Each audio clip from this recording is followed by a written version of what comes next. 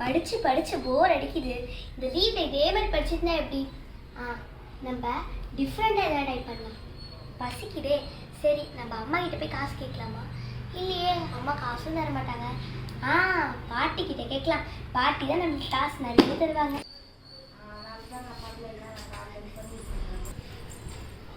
ஆயா, நீ ரொம்ப பார்க்க அழகா இருக்கியே.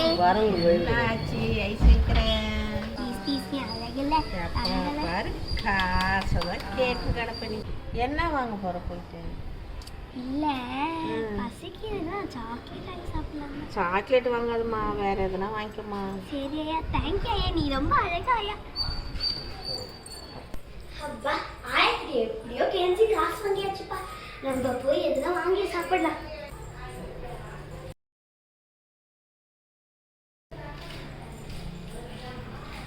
பாட்டி வேற சாக்லேட் வாங்க கூட சொன்னாங்க. சரி பரவாயில்ல, பாட்டி கிட்ட சொல்லிக்கலாம்.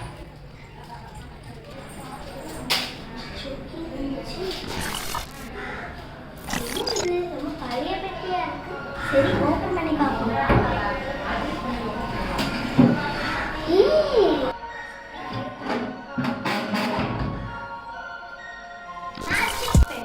சர்ப்ரைஸ். சரி என்ன வரணும்னு பார்ப்போம்.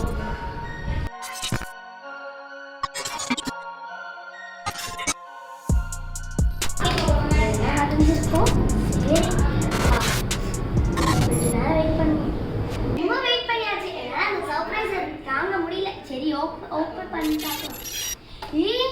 ரியலா இது 10 ரூபாவா? இது சர்ப்ரைஸ் தானா இல்ல உண்மையா? உண்மைதான்ப்பா.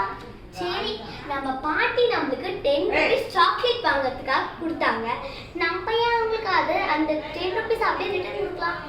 வேணாம், அது நம்ம ரொம்ப பெருசா தரணும். அவங்க தனியா வெளியே போறாங்க, நம்ம அவங்களுக்கு ஏன் ஃபோன் வாங்கி தரலாம்.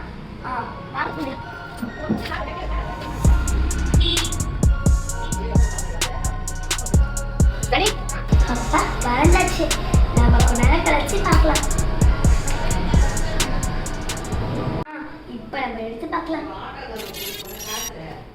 வாவ், நான் ஃபோன் தான் வரைஞ்சேன், ஆனா இது ஐபோன் வரும் நான் நினைச்சு கூட பார்க்கலையே. நம்ம இதை பாட்டிக்கிட்ட போய் சர்ப்ரைஸா கொடுக்கலாம்.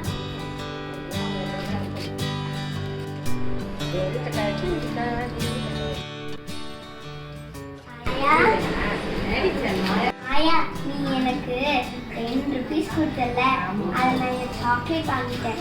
ஆனா உனக்கு அதுக்கு டபுள் மடங்கா உனக்கு நான் இதை கிஃப்டா தரேன். ஆயா கிஃப்டா? எதுமா காசு?